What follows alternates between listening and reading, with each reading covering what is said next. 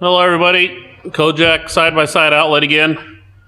Going to show you guys how to reduce the clutch chatter in your XP1000s, your 900s, 1000Ss, 900S, all those that utilize the secondary clutch square pucks.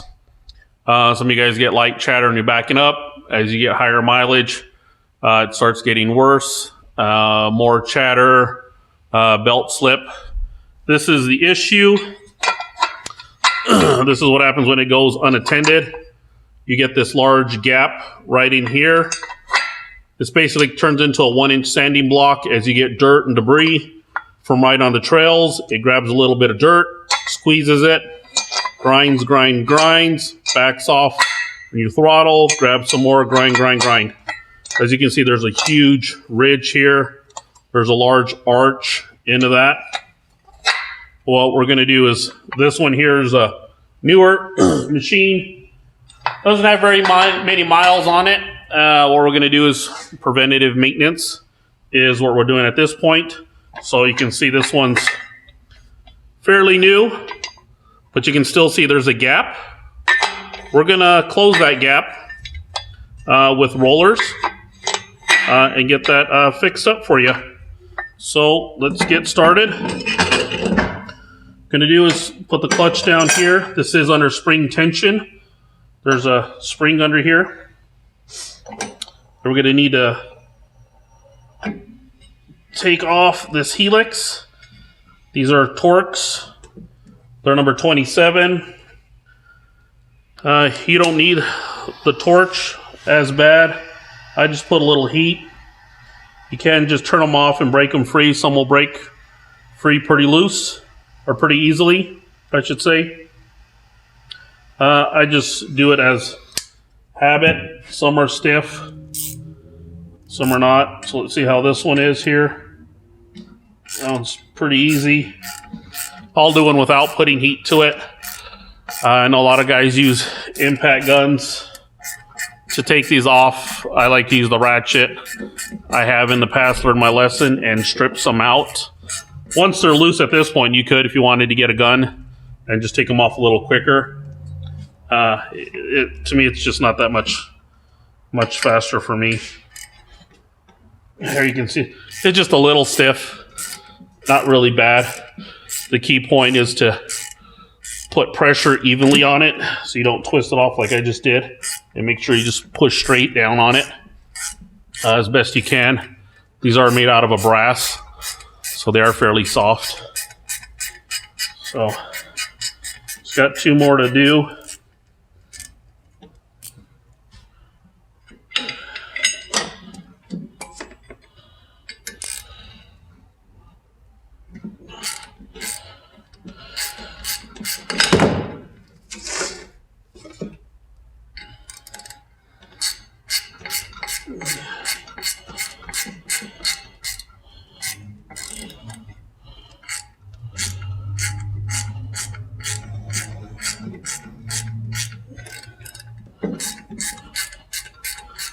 Try to go as fast as I can for video purpose here.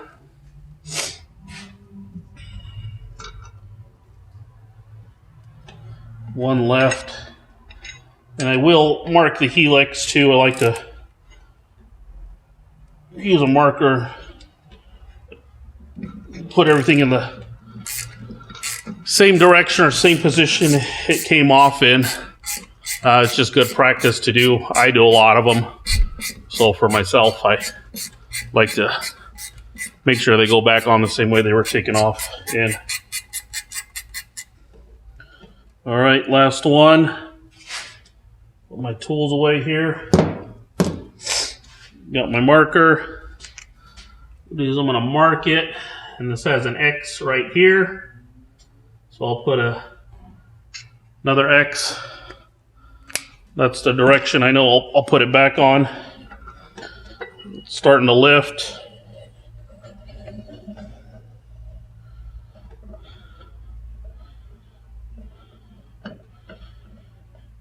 Definitely want some kind of tool to keep that compressed. It's not impossible not to do it. It just makes it really harder, and you have more chance of stripping out the torque heads because there's pressure pushing up on it as you're trying to take it off. So just lift it straight up. The roller's pointed towards the X, which is normally the way it is every time, so I try to put it the same way. That's coming off. Spring has a little notch. There's a notch down in here as well.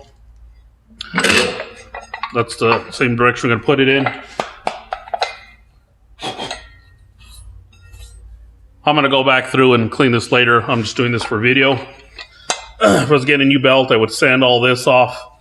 Before I put it on, I'm going to put some brake clean on it to take any of the rubber off on that. So now let's get to pounding these out.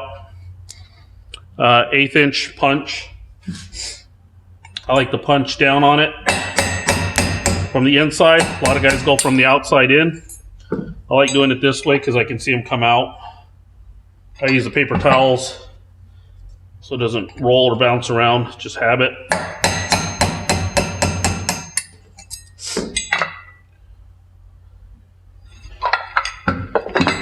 Sometimes these don't come off very easy. Let's hope this time it does. These are easy. I've had time to use screwdrivers to wedge and push them out. This one's pretty easy. I have the sandpaper in case it was a little tough. I take some of the rust that's on there, debris that might be hanging it up as well. So let's see this one. Yep, easy.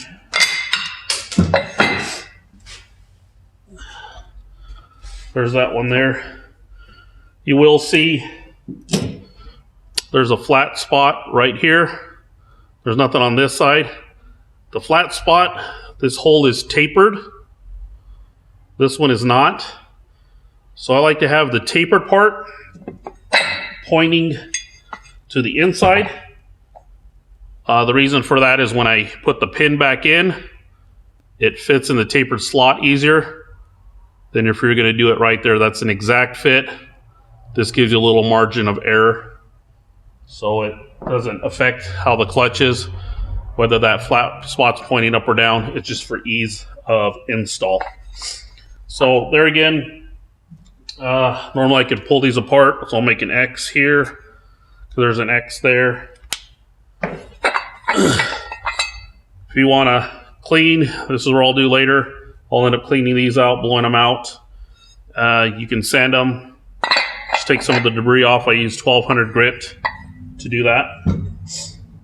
So now we're going to grab our rollers, which we sell at sidebyside-outlet.com. These are self-lubricating.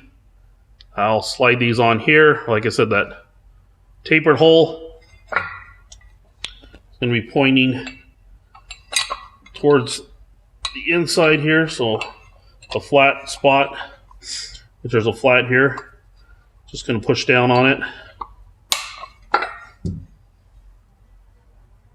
Next one, do the same thing.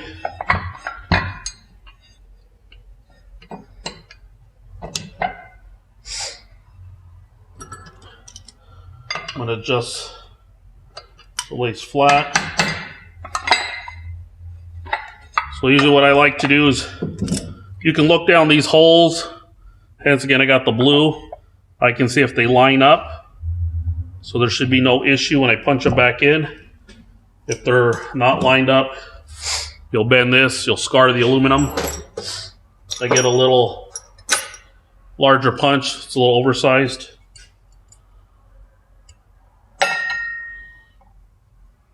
Just set that up. Do a little tap. It will get started.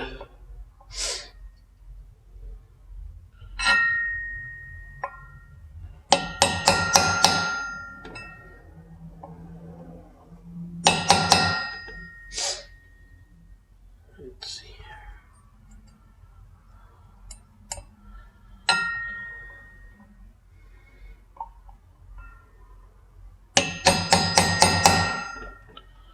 So you can see it's started in there partially.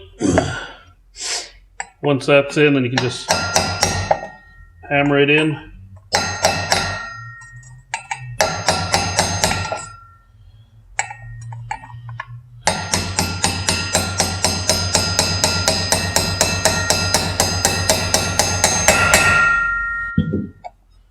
see it's in there flat.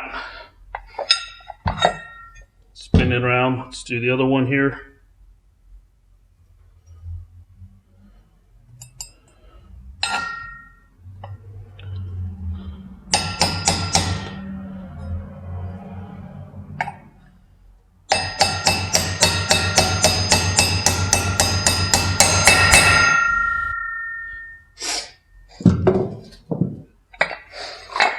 All right, those are tapped in.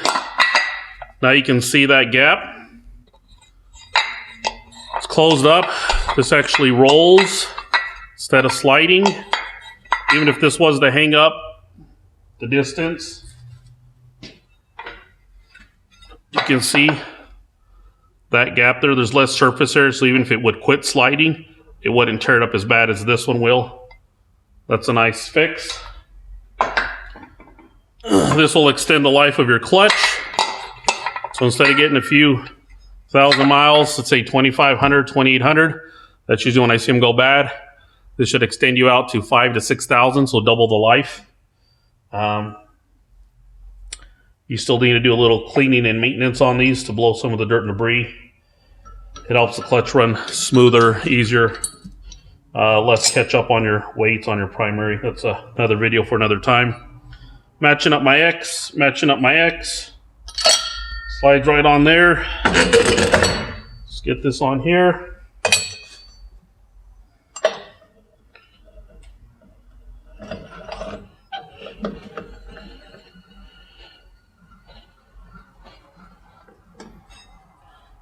That was hanging up a little.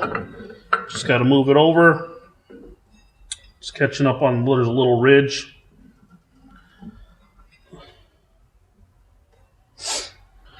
Should be good. I like start these by hand. Make sure they go in. Another reason I don't kind of use a gun, because I can feel if it's hanging up if I do it by hand. When I do it with the gun, I can't really feel. You go in with so fast with the gun, you might end up stripping it out. By hand, you can feel it. Like I said, they're brass. Or you can strip the threads out on the secondary, and then now you've just got a whole another problem. Not saying I haven't messed them up. It's just very rare, and you're trying to minimize any errors. And these don't need to be Superman tight. These helixes will tighten as this compresses down, and this will put pressure on the spring. We'll tighten them too, so if you over tighten them, next time you have to take them off, they will be too tight. You will strip out. You will have to drill them out. Lesson learned. I don't put any more Loctite on it. There's some on there. I've never lost one. Never had one come out. I've probably done about 500 clutches. So I've not had any issues as far as these backing out or coming out. So I just make sure they're all pretty tight, pretty even. And just give it a little turn until it stops.